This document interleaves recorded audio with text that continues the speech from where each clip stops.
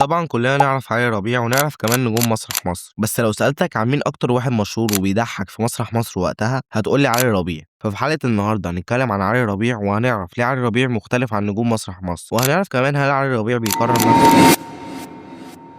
علي السيد حسين ربيع اتولد سنة 1989 في الشرقية. ولما بيكبر علي بيخش كلية تجارة جامعة القاهرة، وفي الجامعة علي بيخش المسرح، وده عشان الجو كان حر جدا بره، ولكن صاحبه بيقول له اطلع مثل كده، وعلي بيرفض في الأول وبيقول له إن داخل عشان الجو حلو بس في المسرح وفي تكييفات. ولكن صاحبه بيقول لرئيس الفريق إن علي عايز يخش معاكم في الفرقة. فعلا علي بيمثل في مسرحيات كتير جدا، وبيلاقي الناس حباه جدا وبتسقف له كمان، وبيكمل وبيعمل يجي 25 مسرحية. وبعد لما بيتخرج بيخش مركز الإبداع الفني اللي كان تحت إشراف خالد جلال، اللي طلع نجوم صف أول كتير جدا. والمهم إنه بيشارك في 3 عروض مسرحية مهمة جدا، وفي واحد من العروض دي شافه أشرف عبد الباقي وبيعرض عليه إنه يشارك في مشروع تياترو مصر. وفعلا علي ربيع بيشارك في تياترو مصر وبينجح جدا، وبيتعرف علي ربيع أكتر. وقبلها شارك في دور صغير في بنات العم، وبعدها شارك في سيت كوم انا وبابا وماما مع اشرف عبد الباقي. وفي 2015 بيتنقل تياترو مصر لمسرح مصر وبيتعرض على ام بي سي. ومن مسرح مصر بيتعرف قوي بجد علي ربيع، وبقى الاشهر في مسرح مصر. وقبلها شارك في الحرب العالميه الثالثه بدور الاسكندر الاكبر، وبعدها بيشارك في كابتن مصر، وحرفيا ده من احلى الادوار اللي عملها علي ربيع بالنسبه لي. وفي المسلسلات شارك في الرجل العناب بدور اكرم، وشارك في الكبير قوي الجزء الثالث والرابع. وفي نفس سنه 2015 بيشارك في لهفه، وبرضه دوره في المسلسل ده انا حبيته جدا، وكان بدور ايمن. وشارك كضيف شرف في استاذ ورئيس قسم ومولانا العاشر.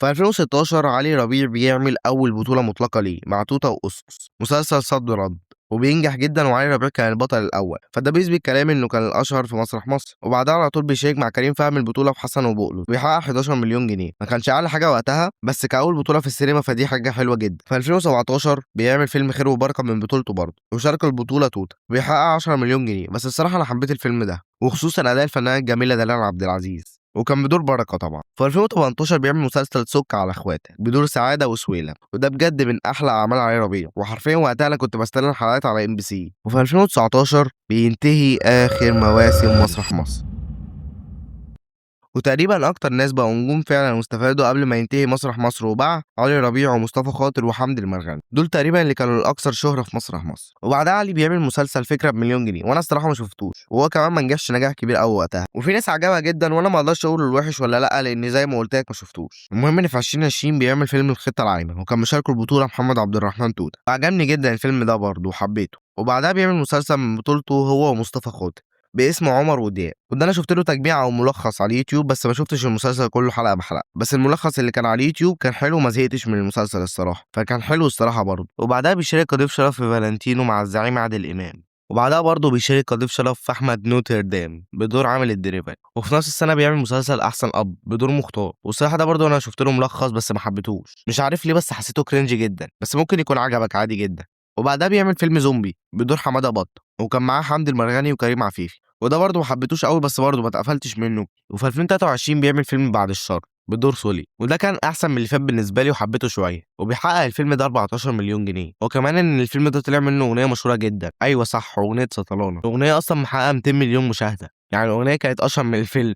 وفي نفس السنه بيعمل مسلسل قصير باسم نص التاني. ومن اول 2023 علي ما بيعملش اي مسلسل تاني، وبيركز في السينما بس. مسلسل نص التاني كان حلو بس برضه مش واو يعني، بدور نادي النادي. وبعدها في 2024 بيعمل فيلم على الماشي، وده الصراحه انا كملته كله، بس حرفيا ده لو نزل سكتش على اليوتيوب كان هيبقى صعب برضه حد يتفرج عليه. ده نقطه سودا بجد لعلي ربيع، لان بجد علي قال افيهات ساذجه بطريقه، بس هو حقق 13 مليون جنيه، فبالتالي ممكن يكون في ناس عجبها جدا، بس انا بقول رايي الشخصي. في 2025 بيعمل فيلم الصفه الثانويه بنات، وده لحد دلوقتي لسه ما نزلش على المنصات وانا ما شفتوش، فبالتالي مش عارف اقول لك رايي فيه. كان بدور هشام ابو طويله، وبيحقق الفيلم ده 20 مليون جنيه. واخيرا واخر عمل ليه ان في اخبار انه بيعمل فيلم باسم ولاد العسل، وهيشاركوا البطوله محمد انور. وبس بقى نيجي للفقرة بتاعتنا عشان نجاوب على أسئلة الحلقة. أولا، ليه علي ربيع مختلف عن كل نجوم مسرح مصر؟ أظن هتكون عارف الإجابة، لأنه فعلا كان من أكتر الناس اللي بتضحك في المسرح، وكان مختلف كمان بشغله وبطوله. وغير كل ده إنه بعد مسرح مصر وقبله كان ماسك البطولة وما ظهرش كبطل تاني من ساعتها، يعني هو أكتر واحد تقريبا استفاد من المشروع ده. وغير كده إن هو فعلا موهوب وشاطر، ولو ما كانش موهوب ما كانش اصلا دخل ورشه خالد جلال ولا اتقبل، يعني هو فعلا موهوب بس بيختار ورق ضعيف جدا بالنسبه له بجد. ونجاوب بقى على السؤال التاني، هل فعلا علي ربيع بيكرر نفسه؟ هقول لك اه ولا. يعني ايه بقى؟ هفهمك انا قصدي ايه. قصدي ان بسبب انه فعلا كل عمل بيعمله هو نفس كل حاجه، والافات وطريقه الكلام وكله حرفيا. ولأ عشان هو ده علي ربيع، يعني هو الكاركتر بتاعه كده، فهو مش بيمثل بشكل كبير، هي دي شخصيته، بس في الأعمال بتاعته اسمه بس هو اللي بيتغير، يعني هو بيمثل بشخصيته الحقيقية مع قصة مختلفة حرفيًا، وبرغم كده أعماله بتنجح وبتحقق نجاح كبير نسبيًا بالنسبة للإنتاج، وده بسبب حب الناس لعلي، لأن الناس بتحب علي ربيع جدًا، ده أيام مسرح مصر وعلي ربيع كان بيخش أو بيسمعوا صوته حرفيًا المسرح بيتهز من كتر التسقيف. ايوه يا فوزي.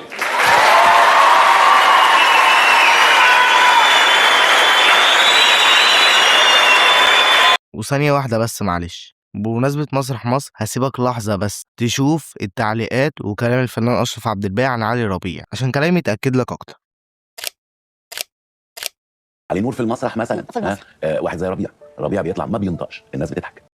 بس بجد الأعمال اللي قُلت إني ما حبيتهاش ليه، بتبقى عشان ضعف الكتابة والقصة عمومًا وتكرار علي ربيع نفسه، فالفيلم الجديد اللي هينزل ليه ده لو فعلًا علي ربيع غيّر نفسه ومسك في قصة حلوة، حرفيًا وبدون مبالغة علي ربيع هيرجع رجعة قوية جدًا، وهيبقى هيختار الأعمال بتاعته بعناية جدًا، بس برضه الناس بتحبه جدًا وأنا كمان باحبه جدًا، فيا ريت العمل الجاي يبقى جامد ويبقى علي ربيع جديد. لإنه بجد كان من أكتر الناس اللي بتضحّكني في مسرح مصر، وفي أعمال كتير ليه ضحّكتني جدًا، وأظن بجد إن آخر فرصة لعلي ربيع هو العمل الجاي، اللي هو ولاد العسل. لأنه لو فعلًا برضه cringe ووِحِش وبنفس كل حاجة، فخلاص الناس مش هتخش له حاجة تاني بجد. بس أنا عمومًا متحمس للفيلم ده، لإني عرفت إن مؤلف الفيلم ده أحمد سعد والي، وده مؤلف مسلسل اللعبة، فحاسس إن شاء الله هيبقى حلو وعلي هيغيّر جلده، وهيعمل حاجة مختلفة، ويا ريت بجد يبقى عند حُسن ظني والفيلم يطلع حلو جدًا، وبس كده. نيجي بقى للمعلومة أو النصيحة الدينية زي ما تسميها، عشان المحتوى بتاعي يبقى مفيد لو 1%، وهي إن في مننا كتير مش بيصلّوا الفجر في وقته، مع إن أنت لو صليت الفجر في وقته هتاخد أجر كبير، خصوصًا لو جماعة، وحتى وأنت بتمشي بالليل في الضلمة، يعني ده فيه أجر كبير جدًا برضه من عند ربنا. فصلاة الفجر بجد نور وبركة لبداية يومك، زي كمان إن النبي قال: "ركعتي الفجر خير من الدنيا وما فيها." وهنا كان قصد النبي عن السنة مش الفرض، فأنت متخيل أجر الاتنين عامل إزاي؟ وربنا قال: ومعناه إن صلاة الفجر يشهدها ملائكة الليل والنهار وبترفع العمل في الوقت ده، فده بيدل على فضلها العظيم. فملخص كلامي إن نحاول تحافظ على صلاة الفجر في وقتها، وربنا يثبتنا ويثبتكم على صلاة الفجر وعلى الصلوات عموما وعلى عبادته. وبس كده، ما تنساش تصلي على النبي عليه أفضل الصلاة والسلام، وقول سبحان الله وبحمده سبحان الله العظيم. وبس أتمنى تكونوا استفدتوا، وسلام.